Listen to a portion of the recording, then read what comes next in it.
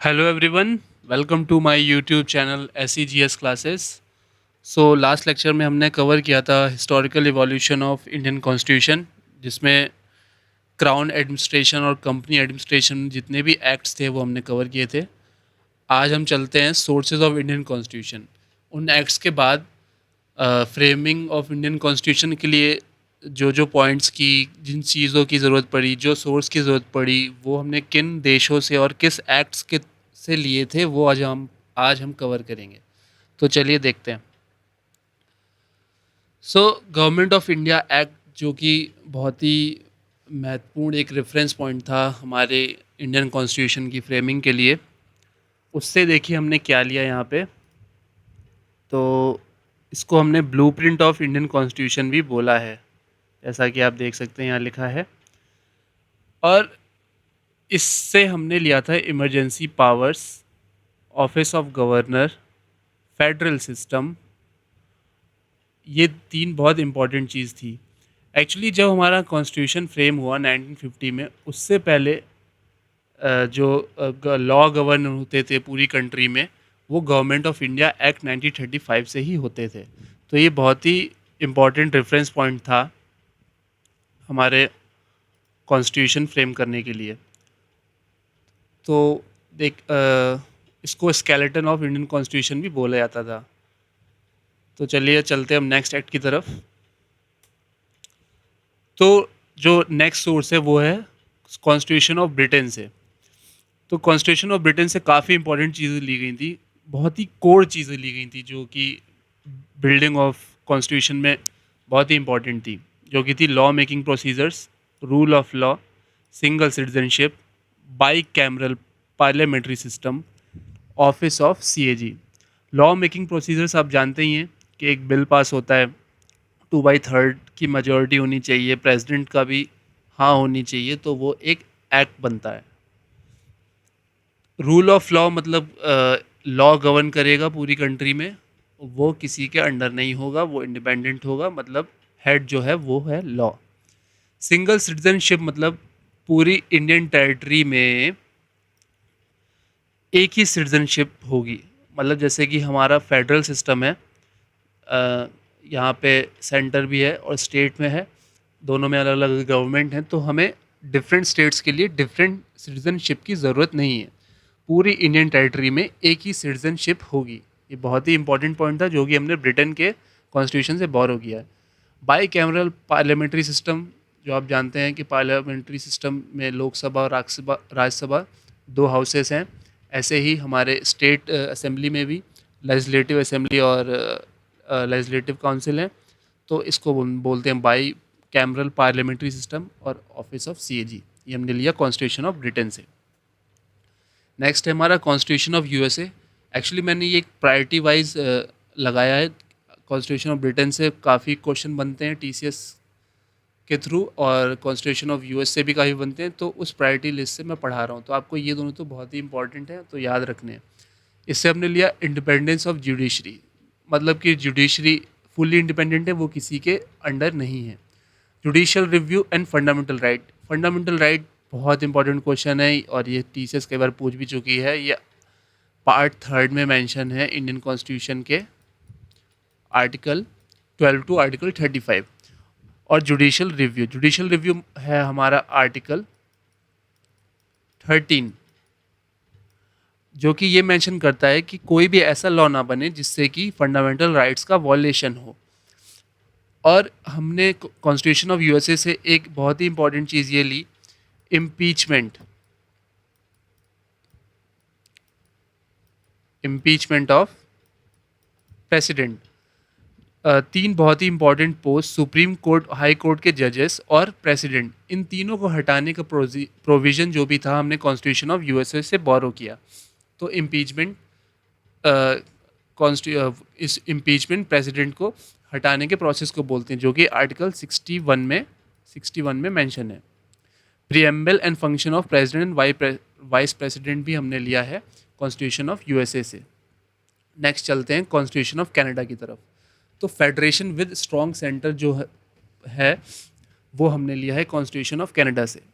जैसा कि government of India act में मेंशन था कि फेडरल सिस्टम है इंडिया का, मतलब कि यहाँ सेंटर भी है, स्टेट भी है, जो साइमल्टेनियसली गवर्न करती है पूरे इंडिया को, लेकिन ज़्यादा पावर सेंटर के पास है। क्यों? क्यों का आंसर हमारे सेकंड पॉइंट में, to provide residuary powers to the centre, मतलब कि जो मैटर्स हमारे सेंटर लिस्ट, स्टेट लिस्ट और कॉन्क्रीट लिस्ट में नहीं है, उनके बाहर है, उन पर लॉ बनाने का अधिकार सिर्फ सेंटर का है। इसलिए सेंटर के पास ज़्यादा पावर है, इसलिए फेडरेशन विद स्ट्रॉन्ग सेंटर कहा गया है, जो कि हमने कनाडा से लिया है। सुप्रीम कोर्ट्स एडवाइजरी ज्यूरिसडिक्शन, ये भी हमने लिया है कॉन्स्टिट्यूशन ऑफ कनाडा से। नेक्स्ट है हमारा कॉन्स्टिट्यूशन ऑफ जर्मनी, जिसे वाइमार कॉन्स्टिट्यूशन भी बोलते हैं। यहाँ से हमने लिया है provision concerning the suspension of fundamental rights during emergency. अब एक राइट ऐसा है जो सस्पेंड नहीं होता ड्यूरिंग इमरजेंसी, वो आप हमें कमेंट करके बताएंगे। और कॉन्स्टिट्यूशन ऑफ ऑस्ट्रेलिया, इससे हमने लिया है idea of congruent list and freedom of trade and commerce provisions. तो आपको ट्रेड से याद रखना चाहिए ऑस्ट्रेलिया, कॉन्क्रेंट लिस्ट से आपको दिमाग में आना चाहिए Australia. Provision of concerning the suspension of fundamental right से आना चाहिए आपके दिमाग में जर्मनी। मेन आपके ब्रिटेन, यूएसए, आयरलैंड, इनसे बहुत क्वेश्चन पूछे गए हैं टीसीएस में। कॉन्स्टिट्यूशन ऑफ कनाडा से आपके माइंड में आना चाहिए स्ट्रॉन्ग सेंटर। नेक्स्ट है हमारा कॉन्स्टिट्यूशन ऑफ आयरलैंड। ये जो भी प्रिपरेशन कर रहे हैं एसएससी या रेलवे की, जो ढंग से प्रिपरेशन कर रहे हैं उनको तो पता ही होगा, क्योंकि ये क्वेश्चन बहुत बार सीजीएल में रिपीट हुआ है कि DPSP, directive principle of state policy, जो कि पार्ट 4 है हमारा इंडियन कॉन्स्टिट्यूशन का, ये हमने बोरो किया है कॉन्स्टिट्यूशन ऑफ आयरलैंड से। मेथड ऑफ प्रेसिडेंशियल इलेक्शंस, ये भी हमने लिया है आयरलैंड से। जो प्रेसिडेंशियल इलेक्शन होते हैं वो कैसे हों, उनका प्रोविज़न क्या है, वो हमने लिया है आयरलैंड से। Nomination of member to Rajya Sabha by president, जैसा कि आप जानते हैं प्रेसिडेंट मेंबर नॉमिनेट कर सकता है राज्यसभा में, वो भी हमने लिया है प्रोविज़न आयरलैंड से। नेक्स्ट चलते हैं हमारा constitution of south Africa. Amendment, जहाँ भी वर्ड देखे आपको साउथ अफ्रीका स्ट्राइक करना चाहिए, और ये बहुत बार क्वेश्चन में पूछा गया है, और ये किस आर्टिकल में 368 में मेंशन है। आज तक हमारे इंडिया में 103 अमेंडमेंट हुए हैं। सबसे लास्ट अमेंडमेंट था 103, जो कि था EWS, इकोनॉमिकल वीकर सेक्शन के लिए, जो कि कहता है कि जनरल सेक्शन में 10% रिजर्वेशन है फॉर इकोनॉमिकल वीकर सेक्शन।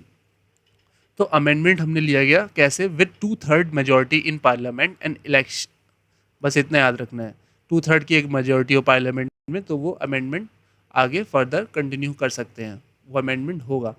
तो 103 हमारे टोटल अमेंडमेंट हो चुके हैं अब तक till from 1950। And election of the members of the Rajya Sabha, अब राज्यसभा में भी जो मेंबर है वो भी इलेक्ट होके आएंगे on the basis of proportional representation. ये भी हमने लिया है साउथ अफ्रीका से। काफ़ी इंपॉर्टेंट चीज़ें हैं। कॉन्स्टिट्यूशन ऑफ फ्रांस, इससे हमने बहुत ही 3 इंपॉर्टेंट वर्ड लिए हैं, लिबर्टी, इक्वालिटी, फ्रेटर्निटी। और फ्रेटर्निटी से आप फ्रांस को कनेक्ट कर सकते हो, FRA, मैंने ऐसे ही याद किया है। और रिपब्लिकन सिस्टम, मतलब जो पावर है वो पीपल में है, govern by the people, Republic. इसको अब रिपब्लिक और डेमोक्रेसी में डिफरेंस ये है कि डेमोक्रेसी, रिपब्लिकन एक फॉर्म ऑफ गवर्नमेंट है कि this the government by the people, but democracy एक आइडियोलॉजी है कि बाय जो डेमोक्रेसी, डेमो मतलब पीपल, तो वो गवर्न करे, वो एक आइडियोलॉजी है, बट एक फॉर्म ऑफ गवर्नमेंट अगर एक टेक्निकल वर्ड है वो है रिपब्लिकन। और कॉन्स्टिट्यूशन ऑफ फॉर्मर USSR मतलब रशिया, यहाँ से हमने लिया fundamental duties and idea of justice in preamble. Fundamental duties और फंडामेंटल राइट्स में ये डिफरेंस है। फंडामेंटल राइट्स ऑब्लिगेटरी हैं, जो कि सब सारे जो भी सिटीजन हैं उनकी हैं ही, मतलब वो उनका सस्पेंशन या वॉयलेशन नहीं हो सकता किसी भी लॉ बनाने से। बट फंडामेंटल ड्यूटीज़ के अगेंस्ट कोई लॉ बन सकता है, या कोई लॉ ऐसा बन रहा है जिससे फंडामेंटल ड्यूटीज़ अफेक्ट हो रही है, तो ऐसा नहीं कि वो लॉ हट जाएगा। फंडामेंटल ड्यूटीज़ मेन आपकी ड्यूटीज़ हैं अपने देश की तरफ, जो आपको पैट्रियोटिज़म की तरफ मूव कराती हैं, जो कि पार्ट 4A में मेंशन है। टोटल 11 फंडामेंटल ड्यूटीज़ हैं इंडियन कॉन्स्टिट्यूशन में। तो ये आपके 10 सोर्सेज हैं जहाँ से टीसीएस काफ़ी क्वेश्चन पूछती है, और इसके बाहर आपको क्वेश्चन देखने को नहीं मिलेगा। अगर आपने ये स्लाइड्स ढंग से देख लिए हैं, आप एक बार और रिपीट कर लीजिएगा और इसी प्रायोरिटी में आप याद रखिएगा। Government of Indian act 1935, then Britain, then USA, then Canada, then Germany, Australia, Ireland, then South Africa, France and USSR. तो आपको वीडियो अच्छा लगा हो तो सब्सक्राइब करें। आगे आपको ये सारा कंटेंट ऐसे ही मिलता जाएगा, और मैं पूरा जीएस और पूरी इंग्लिश एसएससी से रिलेटेड इस चैनल पे आपको प्रोवाइड करूँगा। Thank you.